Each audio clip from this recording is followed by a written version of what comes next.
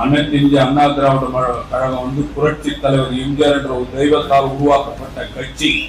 இந்த கட்சி யாராலும் அழைக்க முடியாது. ஒரே ஒரு உதாரணம் சொல்றேன். எம்ஜிஆருடைய ரசிகம் தான் அலிபாபா நாற்பத்தி ஒரு வாசனம் இருக்கு. அப்போ ஃபர்ஸ்ட் ஈஸ்மன் கலர் படம் வான்மதி சொல்லுவான், நான் கொடுக்குற காகிய படின்னு வாங்கினேன். தலைவர் அதை வாங்க மாட்டார். அப்போ இந்த காகிதத்துடைய 7 அறிவு உனக்கு தெரியாது.